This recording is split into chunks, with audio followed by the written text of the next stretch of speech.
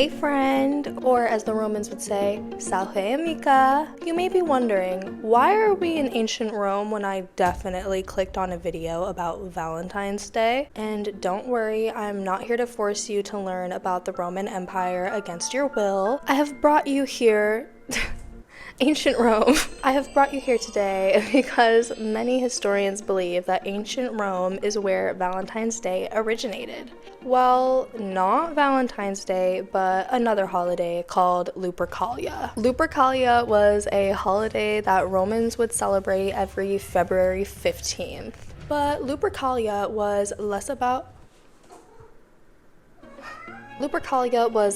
romance and more about fertility, and less about humans and more about livestock. For this holiday, every year they would throw a huge festival. It was an absolute rager, and sometimes it would even go on 4 days. They would drink and party all night long, and they would go on an absolute bender. The Romans would also sacrifice many different types of animals. These animals included goats and dogs and anything that was known for its fertility. They would sacrifice these animals in hopes to bring more fertility in the coming season.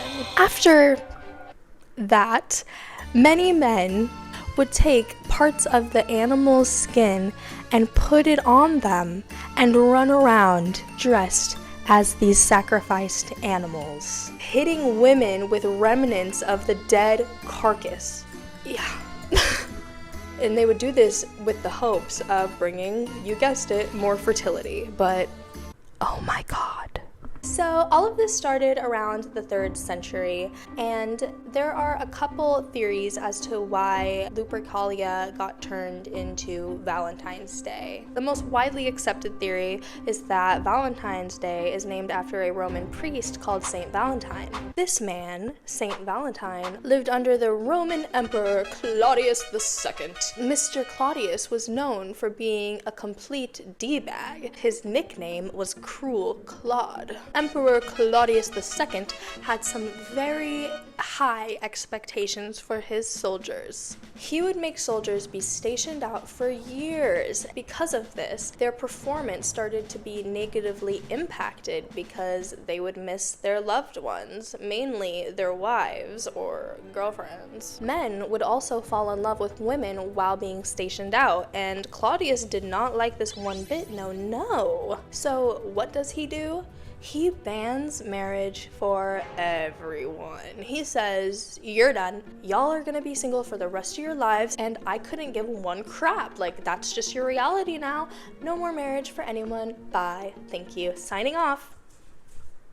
Yeah, so now people can't get married, and they're like, what the heck? But St. Valentine was not cool with this. He was like, that's kind of messed up. Like, if you really think about it, like, that's kind of messed up. So Mr. St. Valentine started marrying people in secret.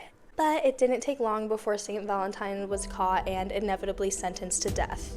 St. Valentine was imprisoned for years before he was actually executed, and while he was imprisoned, he met a guard's daughter. He actually fell in love with her. He loved her so much that on the day of his execution, he wrote her a love letter and signed it, "From your Valentine," and this is believed to be the first Valentine ever.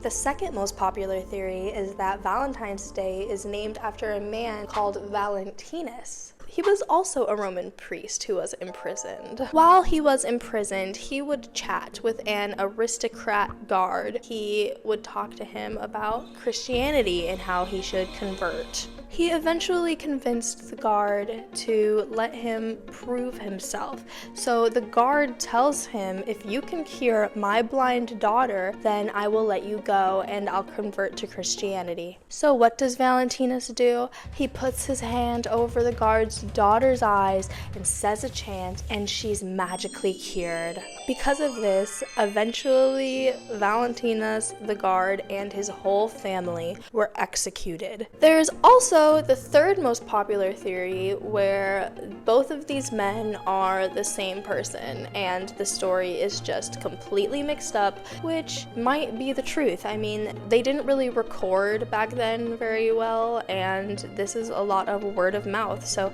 take them with a grain of salt. So yeah, that's the story of Valentine's Day, and there's nothing else at all that has to do with its origins. Like, that's the history. Thank you so much for watching. Yeah. But none of this is explaining how Valentine's Day turned into a romantic holiday. We went from hitting women with meat to buying them flowers, all because some criminal wrote a letter? Well, not exactly.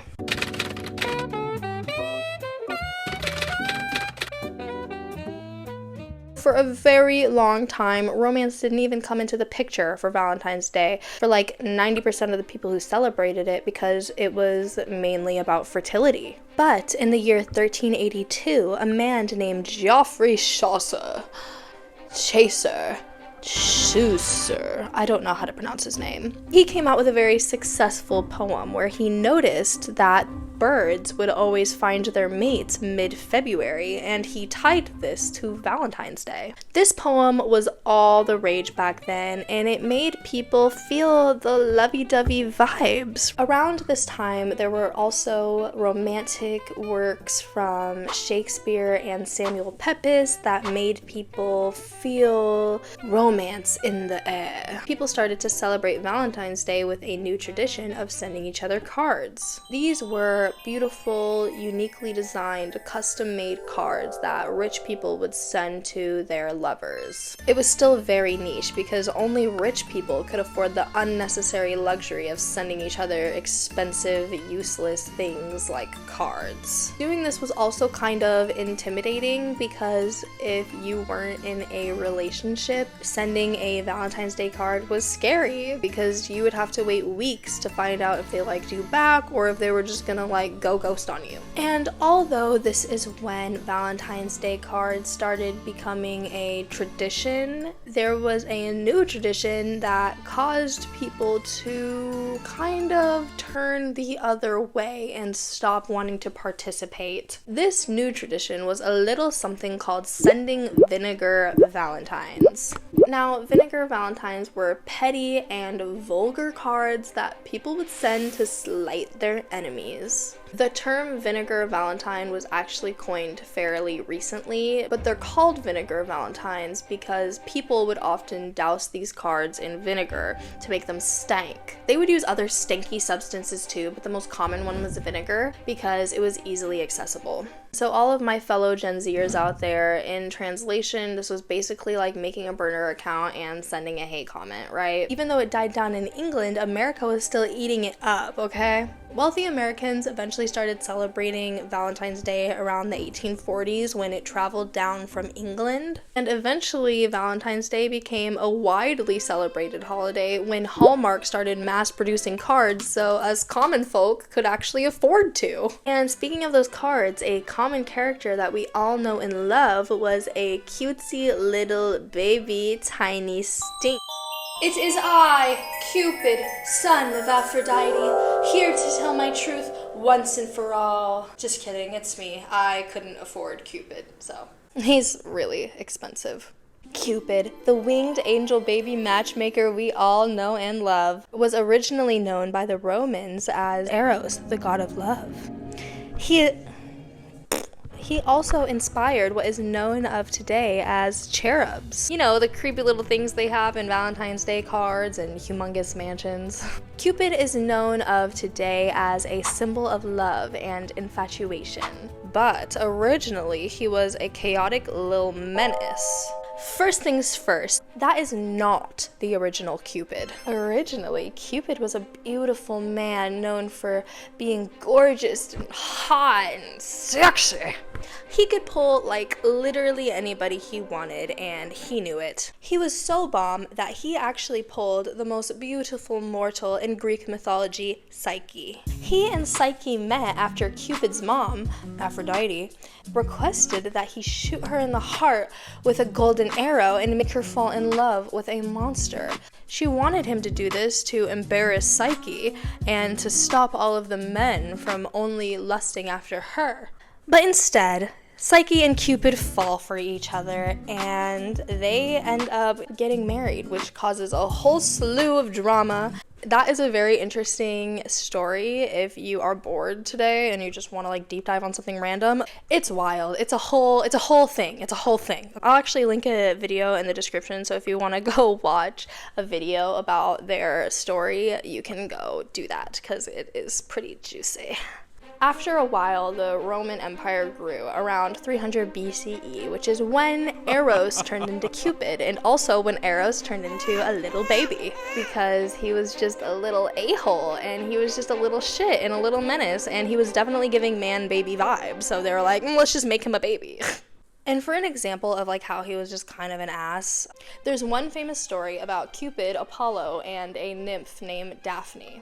Cupid and Apollo were fighting over some petty-ass beef that they just probably didn't even need to fight about. He's like, you know what, Apollo, screw you. And he shoots him in the heart with a golden arrow to make him fall in love with the first person he sees. And who is the first person he sees? It is Daphne. Now, I don't know if you know this because I certainly didn't, but Cupid doesn't only have golden arrows to make people fall in love. He also has lead arrows to make people fall out of love and actually like into hate, to fall into hate, and to make someone despise another person. So then Cupid shoots Daphne in the heart with a lead arrow to make her hate Apollo. So then it was just forever a game of Apollo being in love with Daphne and Daphne constantly turning him down to basically cause Apollo lifelong, constant, reoccurring heartache. He's petty, guys. He's petty, guys. I told you, he's petty.